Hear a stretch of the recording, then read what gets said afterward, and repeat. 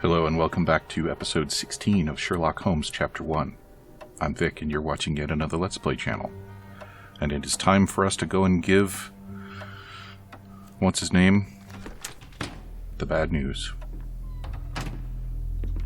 Mr. Holmes, you returned. Have you uncovered anything new about the theft?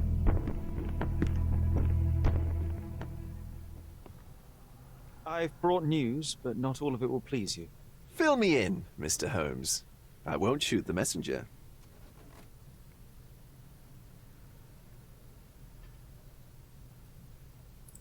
I tracked down Boniface Mercurio. I presume he wasn't delighted about the situation. He was not having a good day on account of his murder. Killed in his own flat by the same person that stole his painting. Oh, sweet Mercurio. Perishing in the pursuit of his art. How apt. I will miss his exceptional sense of humor. And his paintings are worth more now. I located the thief, but found him rather cold. He was tight-lipped about the painting, too. Huh, he's dead. How very droll, Mr. Holmes. One presumes you were not responsible. It was an accident at the refugee camp. He impaled himself on his own knife. Life is nothing if not cruel and capricious. What about the stolen painting? Have you located it? Unfortunately, I could not locate the missing painting. Oh, Mr. Holmes, such disappointing news. Not even a shred of information? The slightest lead? I'm afraid the case has gone cold. I suppose if you were unable to find it, no one else could. What a pity. Oh, but I can tell. You learned something else, didn't you? What happened to your crusade of truth? Was it not that important, after all? No truth will satisfy you, Mr. Vogel. It was not an attack, Mr. Holmes. If you've chosen not to tell me, I respect your intention. But it is just rather boring, isn't it? It is what it is. Well, now that we've resolved all of our outstanding matters, I have a gift for you. I took the liberty of having it delivered to Stonewood Manor. I am told it belonged to your mother. What a swell fellow you are. So I don't know what happened there. It looked like maybe we accidentally skipped a piece of dialogue, but I wasn't touching any buttons, so it wasn't me. Did you do it? And what exactly have you sent me? Frankly, I'm not sure how to answer that. I trust you'll know. Previously you mentioned there may have been more to my mother's passing than consumption. It appears you were right. Oh dear. I'd hoped to be wrong. She was unstable, mentally unwell. She required sustained specialized treatment, but her madness persisted. I knew that Violet had disappeared from the public eye, but had no idea of her suffering. I cannot imagine what you're feeling. I'm fine. Did he have us by the chin? What? That was a really weird shot for that. And also, I mean, I think I've commented on it before, but we really are starting to get more and more vibes that Vogel is, like, maybe the main bad guy, right? Possibly a Moriarty analog, maybe even Moriarty himself. Thank you, Mr. Vogel. I am curious to see what you have procured. Wow, got 80 monies for that. That's pretty good pay for failing. Oh. We're not supposed to go the direction that shows us dicks. We gotta go the other way. And if we're lucky, John will stay here and enjoy looking at the dicks by himself. We are not lucky, but we can hope. If Vogel actually does turn out to be Moriarty, we're not going to learn it, or rather Sherlock isn't going to learn it, because that would kind of spoil things for the future, I think.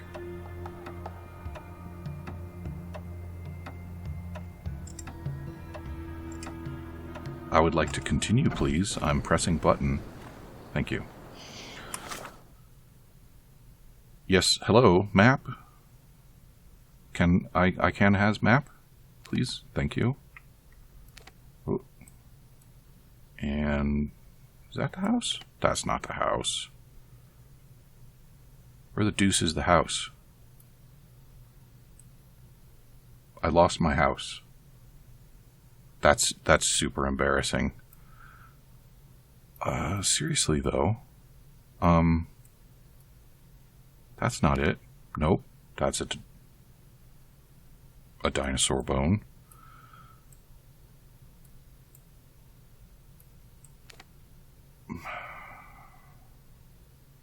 Maybe? I can't believe I forgot where the house is. But I thought there were more markers nearby. Maybe it erased the markers for Elephant Man because we resolved his case.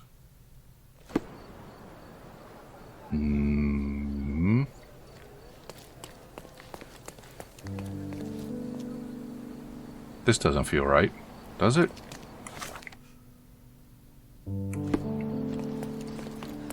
Sherlock and the case of the lost his own dang house.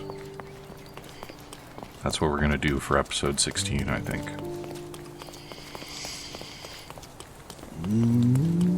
Killed with one perfect shot. Excuse me?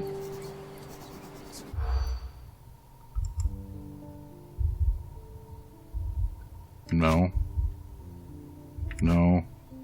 Yes. Yes. Yes? Oh, come on. A man who was killed in the old ruins, and apparently both his eyes were shot out. Apparently we're up against not only Proto-Moriarty, but also the man with the golden gun, whom my buddy Jin likes to call Scary Man Guy, which is a very funny interpretation of his actual name. I like that a bunch. Yeah, this is not where home is. It's not in the old city, no. Help me out here. Where's the damn house? Thanks. You could have said that earlier. I don't know why you waited until now. Yes, this is right. Hey, there's somebody peeping on my John. Who the hell are you? Mr. Sherlock Holmes, I presume. Correct. With whom do I have the pleasure? Emilio Esteva, happy to make your acquaintance. I am here on behalf of Mycroft, your brother. He's on his way to Cordona. In the meantime, he requests your assistance with a sensitive matter. My orders are to provide you with the details.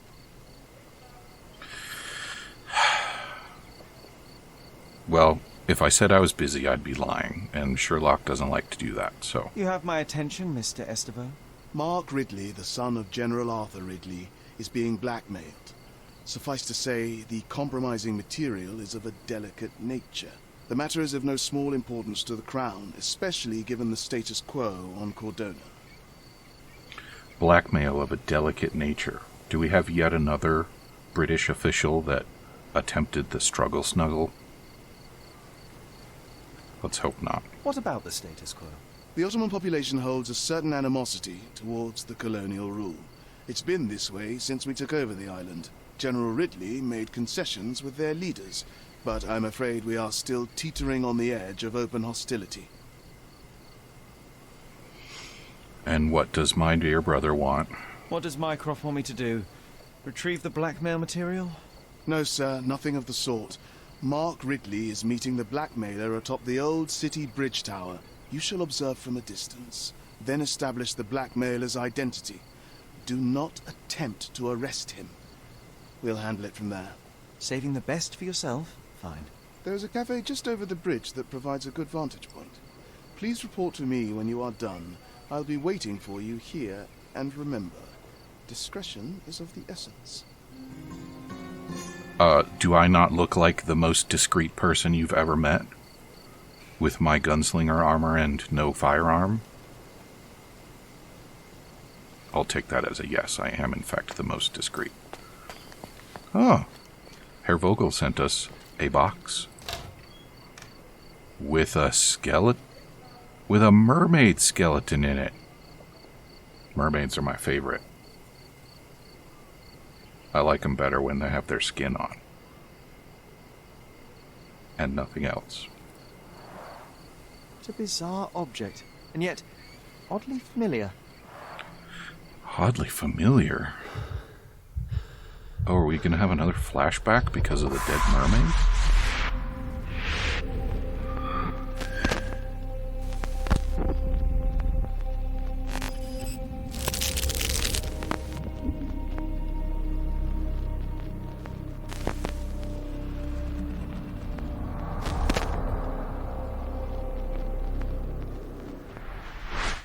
Did you just remember something?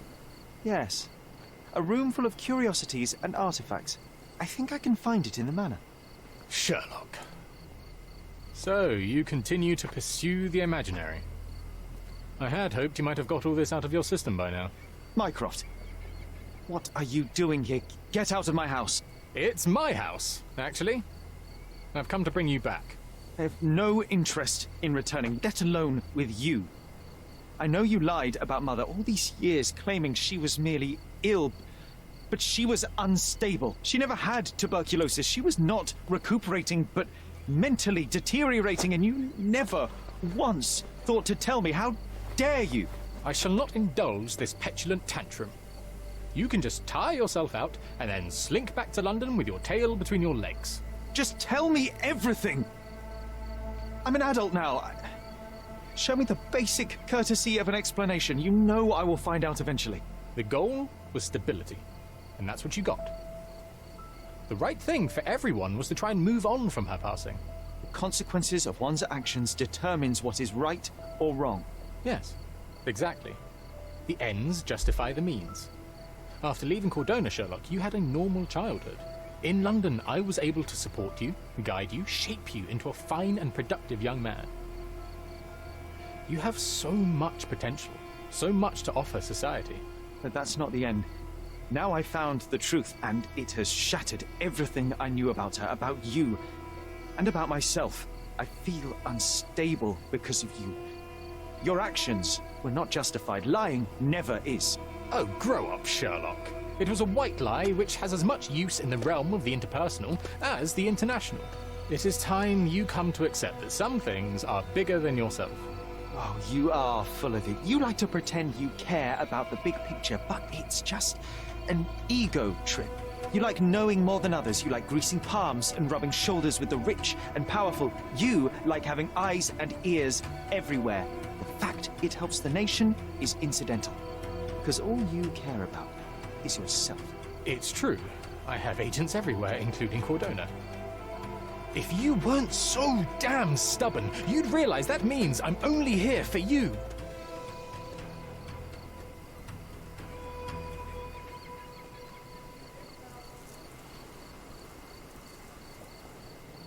Well, I guess that other guy wasn't kidding about Mycroft being on his way over here. All right, John, let's go break into a new room in our house. I'm not a big fan of this representation of Mycroft. Mycroft's umbrella, the only outgoing thing in his wardrobe. I believe we already examined that. Did I buy this carpet, or was it always there? Excuse me, I mean rug. I lectured Sherlock rather severely about that a few episodes ago. So, where is the place that we're supposed to be going? It's not this one.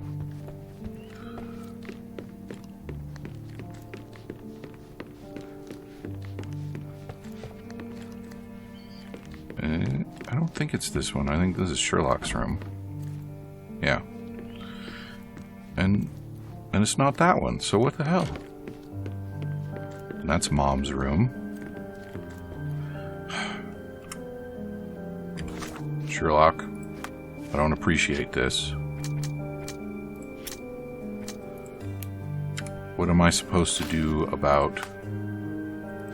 There it is. Okay, so yeah, we pin it, and now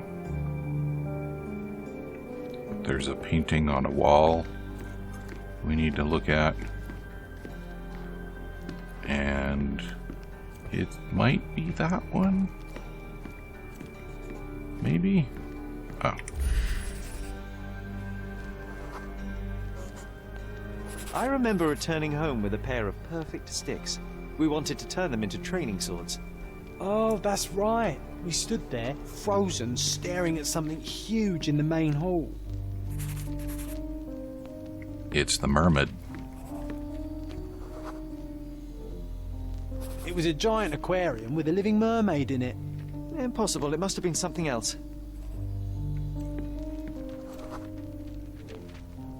Oh, of course, that mortifying hoax presently taking up space in our front yard. Well, fine. Your memory's better than mine. But I'm sure we started examining it immediately. And someone else was around too. Like you, for example? Where's the... There. It was my mother. She asked what I thought of the artifact. You were really concentrating and holding something in your hand.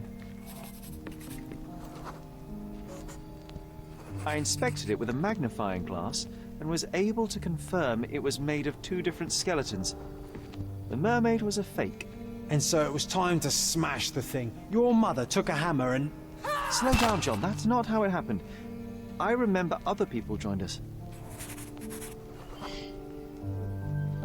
The workers took the artifact and placed it into the Cabinet of Curiosities. It became part of Mother's collection of fakes. She always said that the truth lies in the details. This mermaid helped me to learn that. Curiouser and Curiouser is the name of the achievement that I just unlocked and you can't see. So is this the new door? Have we been in here? Ah, yes. All right. My mother's studio. She was an authenticator, and this was her Cabinet of Curiosities. I never saw the point. What does it matter if some artifact is real or not? It still exists. Which is one thing it has that you haven't, eh, John? Alright, we can put that away now. I love this study. I want to turn my basement into this. Which sucks because the ceiling isn't that high. Still, I could get myself a sweet Skyrim helmet and put it on a little pedestal. Sarcophagus more difficult, but these are all fake, so they don't have to be expensive.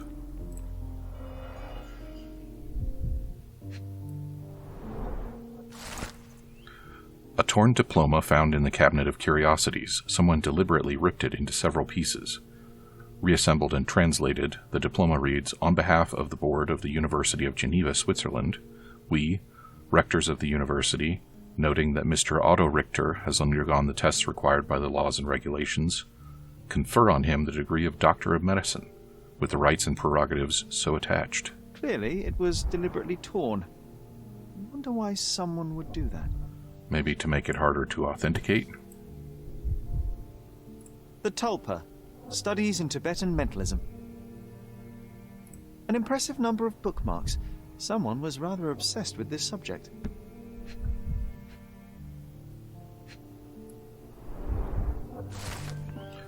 Mrs. Holmes is a patient of considerable interest and an ideal test subject to explore some of my theories. I will attempt to repeatedly immerse her in the traumatic situation that precipitated her mental illness. It is my belief that reliving that moment may give her mind a chance to embrace what happened, accept it, and effectively cure itself. I'm confident in my hypothesis and merely need to prove it. In addition, it's fortuitous to be around the broader Holmes family. Perhaps I will be able to also examine the heredity of psychological traits, be they competencies or disorders. It is already apparent that all family members share an uncommonly high intelligence. It appears that the mother's condition has begun to affect the mind of the youngest boy, Sherlock, while I cannot conduct a proper medical examination due to the protectiveness of the elder son. It seems that the boy suffers ongoing hallucinations in the form of an imaginary friend, John. Oh, Otto Richter, the faux doctor that we previously detected. My dear brother, I heard you recently arrived on Cordano. Have you come to see me? I do miss our evening conversations, even if we never agreed in our opinions. Cordona is home to a stunning new art gallery, which I visit every Thursday. Meet me there. Oh, and do not seek Klaus. I left that name behind. Otto's brother.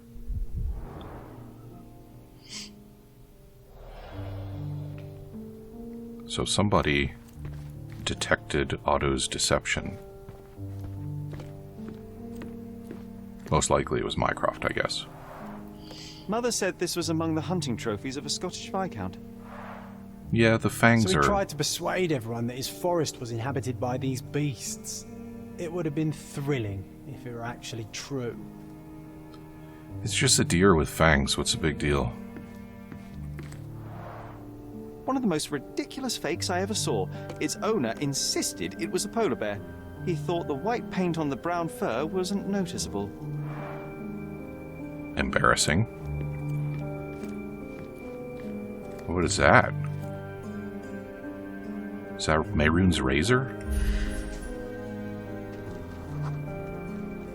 I remember this cozy blanket. It was perfect for... Wigwam! Oh, that was a joy to build them. Imagining ourselves as wayfarers on the other side of the world. I'm a teepee. I'm a wigwam. I'm a teepee. I'm a wigwam.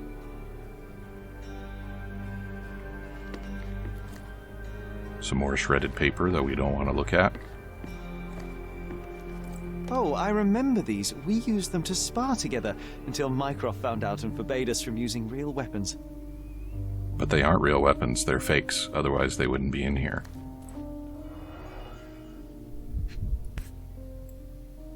Reliable and driven. I recognize Mycroft's handwriting.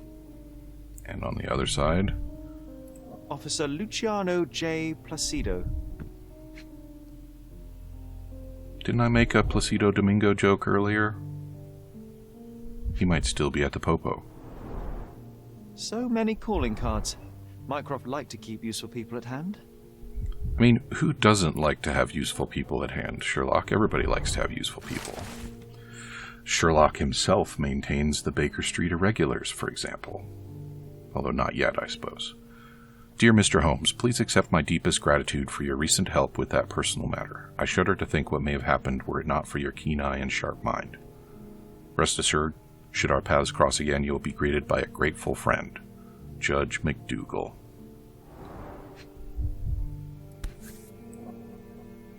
Carefully opened.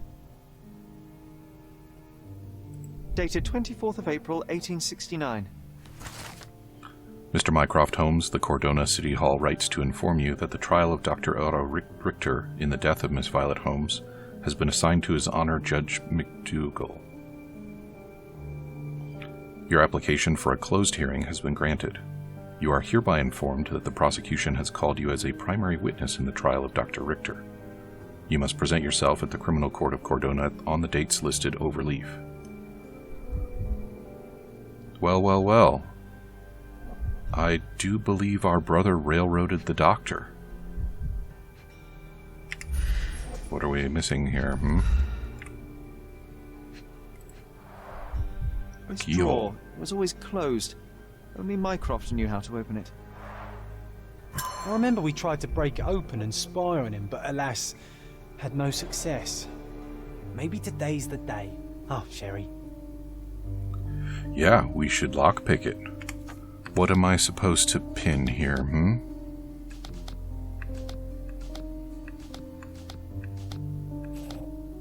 There. Why did I need to pin that, though? Ah, the memory comes back. We snuck about watching him. He closed the drawer and went to the hall. We were like two shadows crawling behind him. So I suppose I'm supposed to follow? Yeah. It's another trail. And... out the front door? No. Okay.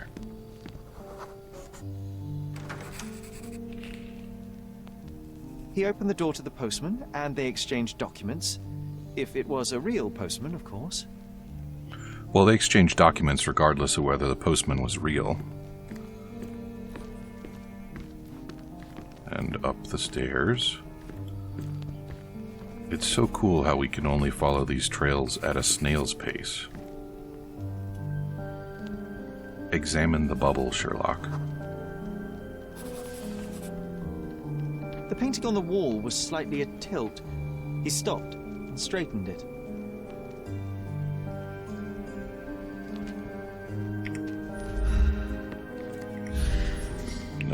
Apparently I can't do anything with that. But where's the trail?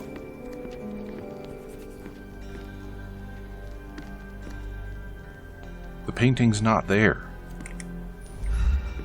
I can't straighten it. So, what? He didn't go to our room, that's for sure.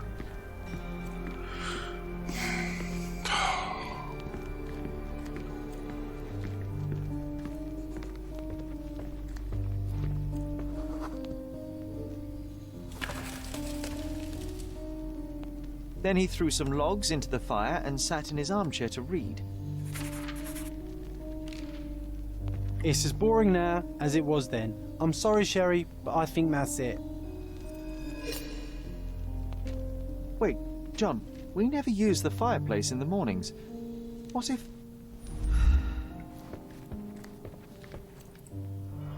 What if he left the key in the fireplace? A bit of juniper in the fireplace created a soothing atmosphere. It's the little things, isn't it? Oh, look, it's a I key. think this is what we're looking for. At least we can move faster now. I don't know why we couldn't try lockpicking it, though. We made it. So what's there? Liquor. Single malt whiskey. Mycroft's favourite. You suppose it's any good? Gifted by Queen Victoria herself. Half a bottle of fine single malt whiskey, Mycroft's favorite drink. We found it locked in the drawer of the desk in the curiosity cabinet, among a pile of important documents. Remarkably, it seems that the whiskey was a gift of Her Majesty Queen Victoria herself. Otto Richter. There. This one is rather thick. Mycroft can be truly dogged in his research. Otto Richter is 45 years old, born to a respected family in Bern, unmarried, no heirs. Medical practitioner, graduated from the University of Geneva, Switzerland. Graduation was postponed a year due to a minor scandal on one of his placements. Parents died of cholera in 1863, only remaining family is a half-brother, Klaus, age 35. Present whereabouts of Klaus Richter unknown, last seen on Cordona. So, the guy that used to call himself Klaus likes to hang out at an art studio and doesn't call himself Klaus anymore. Is he the proprietor of that studio? Dossiers on the most influential people on Cordona. Mycroft always had a habit of building files on everyone he met. And then, thank you. What else do we has? Oh, that's a big boy. Look, it's Roger. This jolly old man's well preserved. Even looks refreshed. Got some shiny I doubt he bones. drew much interest at the auction. That's for the best. I'd be upset if he fell into the wrong hands. That's a Cthulhu. In fact, doesn't it look like the Cthulhus that we found in the sinking city? Which isn't surprising, it might actually be an art asset from the game. The so-called mummy of a Persian princess. The defrauders did good work, but missed one small detail. It's the mummy of a man. Back to the transphobia, eh, Sherlock? And this one was brought from a German museum. They claimed it belonged to Vikings. Nonsense, of course. Vikings never had horns on their helmets. And now, some people say that the Vikings didn't actually exist. I'm not some people, okay? Don't take it up with me. The full plate armor of Sir Robert Swanford. I was told my father won it in a wager. Armour is armour, but look at his sword. Oh, how badly I wanted to wield the blade. Maybe you take it instead of your pistol. I'm starting to remember something. Okay, well, Sherlock is starting to remember something. Unfortunately, we just ran out of time for episode 16. So come back and see me again in episode 17, and we'll find out what Sherlock is dragging out of the old memory archive. Talk to you soon.